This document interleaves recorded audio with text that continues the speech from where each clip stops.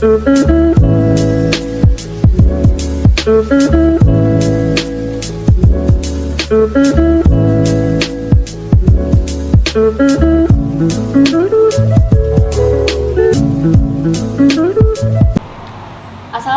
warahmatullahi wabarakatuh. Saya Regita Dias Putri Azhari. Saya Sofi Nur Azmi. Saya Zahra Nafisa Salman. Nah, di kesempatan kali ini kita akan membahas topik dengan judul Ayo Lebih Selektif Dalam Memilah Air. Nah, betul banget tuh. Mengkonsumsi air minum yang baik untuk tubuh, tentunya kita semua pengen ya. Betul. Gak cuma kita bertiga aja, kita telah menghadirkan salah seorang narasumber, yaitu anak dari seorang pengusaha di bidang air. Ini dia, Kak Arba Zarido.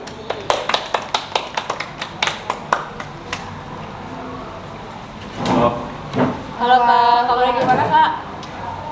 Alhamdulillah baik. Sebelum masuk ke pembahasan kita kali ini tuh, boleh dong Kak sedikit ceritain tentang orang tuanya Kak Arba? Oh boleh. Orang tua papa saya. Jadi teman-teman, papa saya itu seorang pengusaha. Dia khususnya di bidang air ya, tadi ada disebut juga pengembangan air. Nah, maksudnya pengembangan air itu apa sih? Jadi kayak mungkin teman-teman nanti bakal nggak asing sama pembahasan kita kali ini tentang air alkali. Nah, itu kan dia dari air alkali itu kan lebih nanti kita bahas. Air alkali itu kan sekilasnya itu kan tentang pH ya. Nah, pengembangan air yang dimaksud itu lebih kayak tadi gimana caranya papa saya ini usahanya ini tuh bisa menjadikan air minum ini layak gitu untuk diminum sama masyarakat. Kurang lebih seperti itu.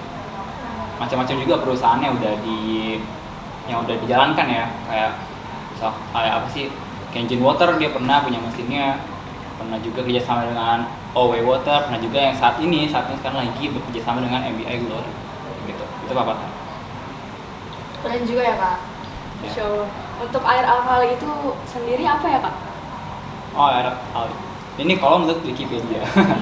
Saya habis googling tadi. Jadi air alkali itu dia ini air yang emang hasil dari mesin ya, Kalau teman-teman tahu sejarahnya, Kenjin Water itu kan yang buat orang Jepang ya. Nah, hasil air yang masuk ke Kenjin Water itu kan awalnya mesin ya, dari mesin.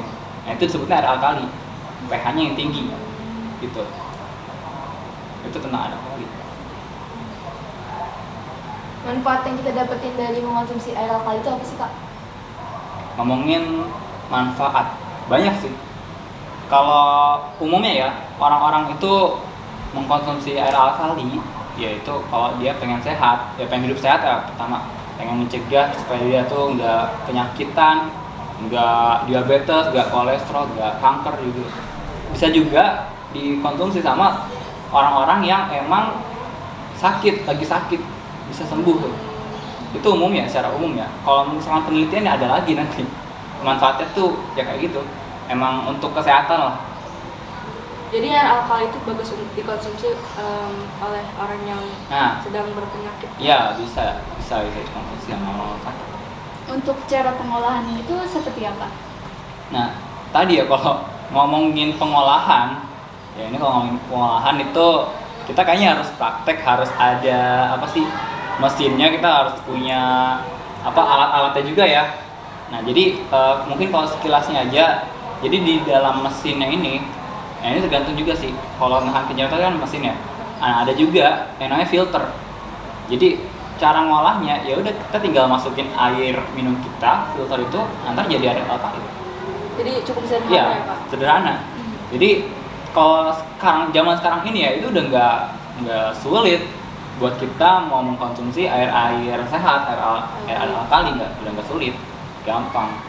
Banyak juga orang-orang yang sekarang udah buka usaha jualan air alkali, ada juga yang memproduksi mesin-mesinnya, filter-filternya ada juga. Gitu. Kak Arba sendiri di rumah mengkonsumsinya? Alhamdulillah konsumsi. Kita punya tadi filter ya, kalau kita punya filternya. Kalau tadi kan saya sebut papa saya ini dulu pernah punya mesinnya di alat Kenjin Water itu ya, untuk menghasilkan Kenjin Water tadi. Nah, kalau sekarang itu kita punya alat filternya. Jadi filternya ini masuk ke teko gitu. Kita tinggal masukin air ke teko itu, nanti tunggu udah kefilter semua airnya, nah itu udah air alkali tuh. Itu ya, itu juga bisa dites ya. Kita juga pasti ada juga tuh yang namanya alat tes air pH itu ada ya. Bener. Ya, banyak juga macam-macam ya. Ada yang ditetes, ada yang pakai mesin, ada yang pakai kertas juga ya. Tadi kita ada coba-coba juga. Nah itu ya apa sih, kebukti lah kalau dari filter itu ternyata benar-benar bisa menghasilkan air alkali gitu. Jadi selama ini memang konsumsi sih, sekeluarga kita tuh sehari-harinya konsumsi. Oh ya Kak, jadi itu masih ada yang beranggapan nih Kak, kalau misalkan air alkali itu dipanaskan akan berpengaruh gitu Kak terhadap pH air itu sendiri. Itu mitos. Itu sih kayaknya nggak benar ya. Ya karena yang saya tahu dari papa saya tuh pasti tahu karena udah meneliti juga, udah sering juga, atau mungkin dia punya ilmu lebih juga lah. Papa saya bilang ya, saya sempat tanya sebelumnya, emang nggak boleh kalau kita minum air alkali dipanasin, emang nggak boleh, saya nanya gitu kan. Kata papa saya nggak ngaruh, air alkali itu bisa dikonsumsi dalam suhu kayak gimana pun, mau dingin mau panas, itu aman-aman aja. Kan kalau masalah panas atau dingin itu kan tergantung selera kita ya. Kalau saya jujur lebih suka minum air hangat. Tuh, ada juga adik saya yang lebih suka minum air dingin. Tapi tetap kita pakainya yang kita minum tuh ya air alkali tadi. Berarti suhu itu tidak mempengaruhi kadar pH air ya Kak? Iya, nggak mempengaruhi. Jadi itu mitos ya Kak ya? Kecuali gini, kalau misalkan dari air keran ya, air keran, kalau misalkan air keran ini kan kalau misalkan diteliti itu pasti banyak besinya, atau mungkin bisa jadi kotor juga, atau mungkin bisa jadi juga belum layak diminum. Kita panasin. Nah, proses panasin ini, proses mendidihkan air ini itu masuknya untuk membunuh kuman-kuman bakteri-bakteri yang ada di air tersebut. Nah, kalau alkali ini kan ya udah, kalau makan dipanasin bakterinya aja yang hilang, nggak ngaruh sama pH-nya atau nggak ngaruh sama yang lain-lain, nggak ada yang merusak apa zat-zat baiknya, nggak ada kayak gitu. Berarti cuma sekedar proses sterilisasi secara manual gitu. Iya. Oke. Kenapa sih Kak kita tuh harus memperhatikan kadar pH dalam mengkonsumsi air? Apakah kadar pH itu mempengaruhi layak atau tidak layaknya air untuk dikonsumsi? Oh iya. Sama sebab akibatnya Kak? Oh jelas ya. Ngomongin pH air ini berpengaruh apa sih, berdampak banget gitu ya dalam, saya bilang sih berdampak banget.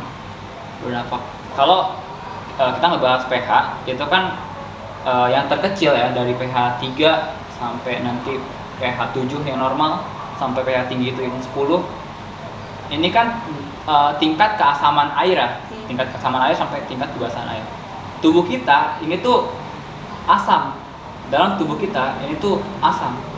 Kalau kita misalkan mengkonsumsi air dengan pH yang rendah, pH asam, ya masa asam ketemu asam. Ya, jadi makin gak bagus dalam tubuh kita. Dan dampaknya apa? Jadi bisa jadi ginjal kita yang rusak, atau bisa jadi nanti pas kita urinnya itu warnanya seperti apa, itu macam-macam, dan ya banyak lah, intinya bisa merusak tubuh kalau kita terlalu sering mengkonsumsi air dengan pH rendah gitu. Banyak juga dijual di market itu banyak juga yang jual kayak misalkan air minum bersoda atau air minum yang emang asem gitu. Itu dalam penelitiannya pas dites itu ya emang pH-nya rendah. Artinya apa? Kita nggak boleh terlalu sering mengkonsumsi air itu. Yang bagusnya ya tadi air putih kita konsumsi. Air ya tadi kalau misalkan emang nggak air alkali ya minimal air yang pH-nya rendah deh, tadi air putih aja. Air putih itu pH-nya rendah. Itu kalau kita konsumsi itu insya Allah sehat.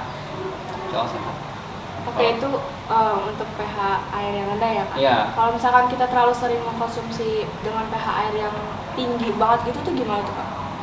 Tinggi banget ya. Kalau ngomongin batas wajarnya atau batas yang normalnya, kita mau mengkonsumsi air pH dengan tinggi, air dengan pH tinggi, ya pH normal itu tadi 8 atau 9 yang kita boleh konsumsi sehari-hari. Mau kita makan bangun tidur kita konsumsi, habis makan kita konsumsi, malamnya konsumsi, sebelum tidur konsumsi, itu normal. Tapi kalau misalkan lebih dari pH 8 atau pH 9 udah masuk ke pH 10, 11 itu nggak boleh terlalu sering. Nah tapi itu untuk kita ya. Tapi kalau misalkan untuk orang-orang yang sedang sakit, apa orang yang lagi kena penyakit, Contohnya itu, kayak penyakit kanker. iya bisa, itu bagus. Yang mengkonsumsi air dengan pH tinggi itu dianjurkan banget. Oke. Nah, tapi kalau untuk kita ya normal tadi pH 8 dan pH 9 aja. Tapi boleh kita minum pH tinggi, tapi ya tadi jangan untuk keseharian kita. Kita nih mungkin untuk sehat kitanya aja gitu, untuk mencegahnya. Tapi kalau untuk sehari-hari tadi pH 8 pH 9 itu udah bagus banget sih insyaallah. Berarti yang paling bagus untuk keseharian itu pH 7 sampai 9. 9, 7 itu normal ya. Ya. 8, 9 tuh bagus. 7 normal, artinya bagus sih, bagus buat diminum dan tapi nggak menyakitkan juga. Seenggaknya ya nggak merusak lah Iya, ya. nggak merusak. Oke. Untuk air alkali itu tadi pH-nya berapa ya, Kak? Air alkali 8, 9, 10 sampai 14 yang saya tahu ya. Iya. 14 tuh air zam-zam tuh. Itu udah Iya. bagus banget. Orang Jepang meneliti tadi ya air zam-zam itu udah dia nggak bisa ngebuat yang seperti itu. Walaupun teknologinya Iya, udah maju teknologinya banget, maju jauh banget. Jadi mereka udah mengakui gitu ya, Kak? Iya, makanya kenapa orang Jepang itu, oh ya Kenjin Water kan dari Jepang ya? Ya, Kenjin Water dari Jepang. Nah, Kenjin Water itu aja maksimalnya ya tadi 10 lah, mentok-mentok atau 11 gitu. Gak nyampe bisa menandingi air zam-zam tadi. Emang air zam-zam udah ya keren lah ya. Ya bagus banget. Kalau misalkan kita pengen minum, kita doa aja, itu insya Allah sih sehat. Nah, insya Allah ya. Iya. Pak, ngomongin tentang kadar pH air nih. Kadar pH air itu secara mendetail sebenarnya apaan sih pH itu? Ini tentang kimia nih. Kalau Iya. saya nih dulu latar belakangnya waktu Diman itu anak agama, saya nggak bisa menjelaskan secara rinci ya. Tapi intinya pH itu ada singkatannya, intinya tentang power of hydronic. Ya. Oh.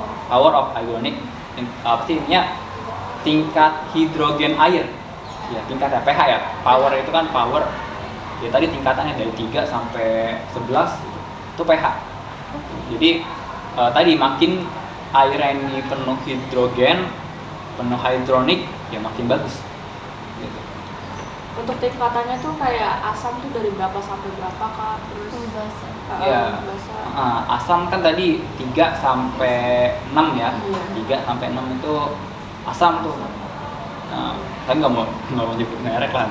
Iya. Ya, intinya Iya. banyak lah kalau minuman bersoda, minuman yang asam tuh ya jangan sering-sering minumnya. Kalau saya udah nggak minum, ada nggak? Minuman berkaleng itu juga ya, Dihindari ya, Pak? Ya, dihindari. Ya kalau mau minum, tapi ya jangan seringnya, jangan sampai setiap hari kita minum, kita beli, jangan. Gitu. Kalau yang tadi yang alkalinya dari 8 sampai 14 kali. Ini Kak, jadi ada orang yang masih beranggapan kalau air PDAM itu lebih bagus untuk diminum ketimbang air tanah. Padahal kalau misalkan kita pikir-pikir lagi nih ya Kak, sebenarnya sumber air keduanya itu sama-sama air yang turun dari hujan. Terus kalau bedanya air tanah itu udah difilter dalam tanah, sedangkan kalau air PDAM itu kebanyakan dari air sungai. Itu kenapa sih orang-orang tuh masih aja gitu beranggapan kalau PDAM itu lebih bagus daripada air tanah? Iya, benar banget, Kak. Sebenarnya kalau ngomongin bagusan mana antara PDAM atau air tanah itu tergantung ya. Kalau di Lampung itu PDAM-nya bagus. Di Lampung PDAM-nya bagus, boleh diminum langsung. Boleh di Lampung atau di wilayah-wilayah yang pedesaan itu bagus tuh PDAM-nya. Karena saya juga kampungnya di sana kan. Nah, ya tapi tadi tergantung. Kalau air tanah ada juga yang tanahnya emang bagus sama. Kalau ngomongin filter tadi, filter teko saya itu juga dari bebatuan gitu. Nah, tapi tadi kalau ngomongin pandangan orang-orang ya tadi, kalau mau memastikan pH-nya atau air itu layak diminum ya dites aja dulu pH-nya. Kan ada tuh alatnya banyak. Ya, bisa lewat alat untuk mengukur pH ya. Itu banyak tuh. Ada yang tadi memakai kertas saya lupa namanya. Lakmus ya. Itu bisa dites. Nah, ada warna juga kan. Ada warnanya. Nah, kalau kuning itu asam, kalau hijau normal ya. Iya. Biru bagus. Itu kan bisa dicek. Nah, tinggi ya. Alkali. Kemarin kita udah ngecek sih kak. Nah, Iya, gimana? uji coba menggunakan kertas lakmus. Iya. Dari Ya, dari hasil uji coba kami dihasilkan nih kak. Jadi air Air tanah itu air tanah pH-nya sekitar 5. Terus kalau air PDAM sama kayak air tanah. Terus kalau untuk air minum yang air mineral biasa dijual di warung-warung gitu ya, di pasar-pasar itu sekitar 7. Tapi tadi kita juga ada sempet ngitung lagi, nyoba lagi, kita ternyata ada yang 5 kak. Padahal tuh mereknya lumayan terkenal gitu. dan seharusnya itu jangan terlalu sering untuk dikonsumsi, malah nggak layak ya seharusnya. Di bawah 6 lucunya itu kak. Ya, tadi ya, kalau mau amannya sih, kalau mau ngebandingin antara PDAM dengan tanah ya, kita dites aja dulu. Udah dites, biasanya tadi kalau misalkan emang ternyata di bawah 7, ternyata pH-nya ya udah. Kalau mau mengubahnya jadi air alkali, ada filternya. Filternya itu tadi yang saya punya ya, yang papa saya punya. Hah? Praktek. Mau praktek? Boleh nggak? Boleh. Boleh.